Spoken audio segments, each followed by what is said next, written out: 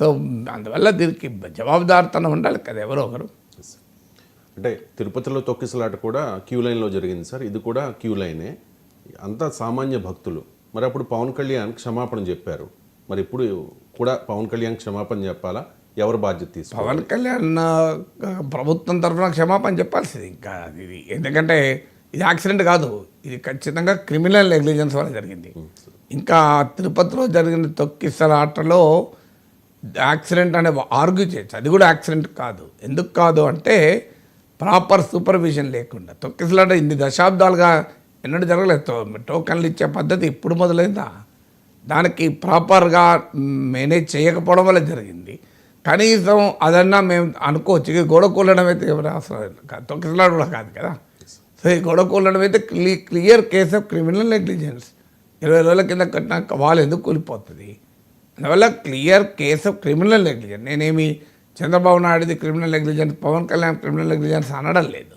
ఇక్కడ చంద్రబాబు నాయుడు వచ్చి గోడ కట్టాడు, పవన్ కళ్యాణ్ వచ్చి గోడ సూపర్వైజ్ చేయడు. కానీ ప్రభుత్వంలో ఉన్న వారికి జవాబుదారితనం ఉంటుందా లేదా అనేది క్వశ్చన్.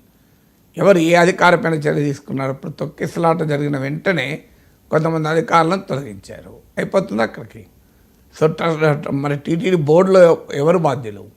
బోర్డులో ఉన్న వారిపైన ఎవరిపైన చర్య తీసుకున్నారా? మీరు ఎందుకు తీసుకోరు? మరి టీటీడీ బోర్డు ఉన్నత స్థాయి అధికారులను, తిరుపతిలో ఉండే ఉన్నత స్థాయి ఐఏఎస్ ఐపీఎస్ స్థాయి అధికారులను చర్య తీసుకున్నారు.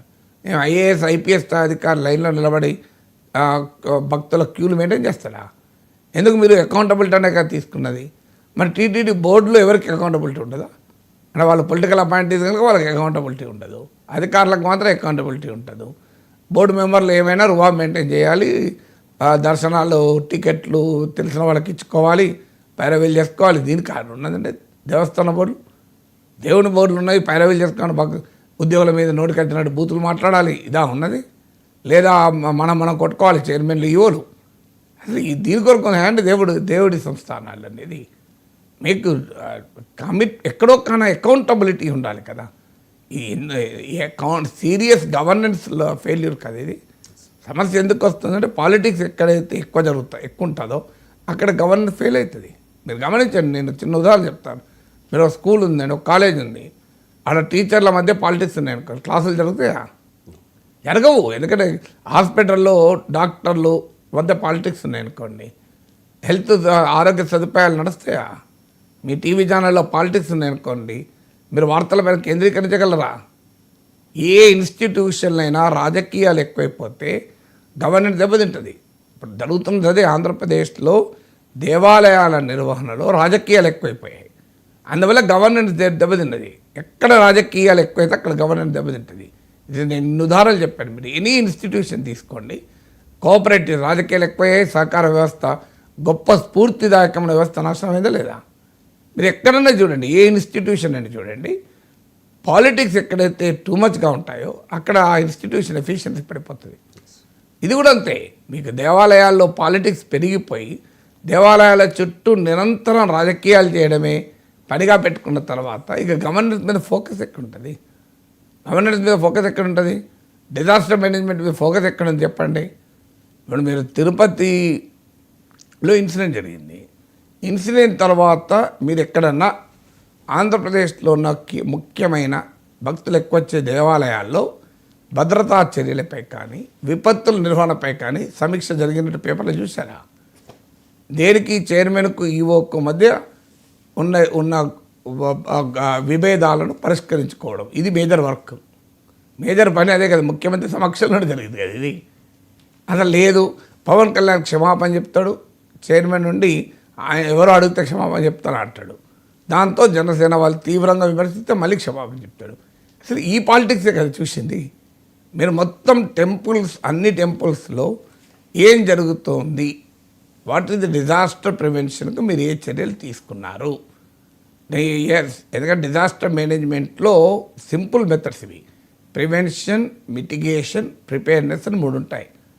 తర్వాత ఇది ప్రీ డిజాస్టర్ స్టేజ్. ఇప్పుడు గోడ కూలడమే కావచ్చు, తొక్కిసలాటే కావచ్చు, వరదలు కావచ్చు, ఇవన్నీ కూడా డిజాస్టర్స్ కిందకి వస్తాయి, మ్యాన్మేడ్ డిజాస్టర్ ఇది.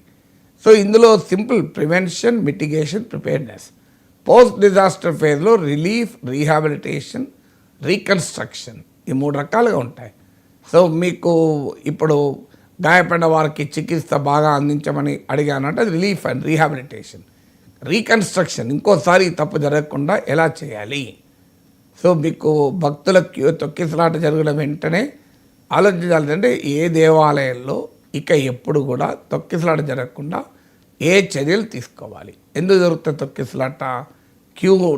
క్యూ స్పేస్ నారో ఉంటే జరుగుతుంది, లేదు ట్రాఫిక్ను ప్రాపర్గా రెగ్యులేట్ చేయకపోతే జరుగుతుంది, ప్యానిక్ సిచ్యువేషన్ క్రియేట్ అయ్యే పరిస్థితులు ఉంటే జరుగుతుంది, పబ్లిక్ అడ్రస్ సిస్టమ్ ద్వారా భక్తులకు ఎప్పటికప్పుడు ఎడ్యుకేట్ చేయకపోతే అవుతుంది, too much crowd in two little time, two little space. మీకు గోదావరి పుష్కరాల్లో జరిగింది అది. Too much crowd, two little space and two little టైంలో జరిగితే జరుగుతాయి. ఇవన్నీ అనేక స్టడీస్, నేను చెప్పేదేం కాదు. వీటిని నివారించడం ఎలా?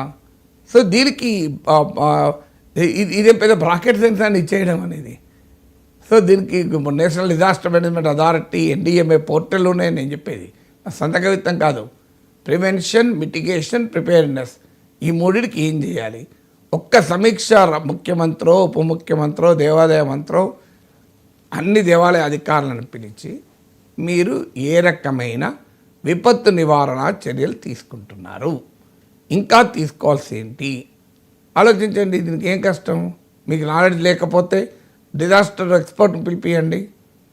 సో ఈ భారతదేశంలో నాలెడ్జ్కి ఏం కొరత లేదు కదా.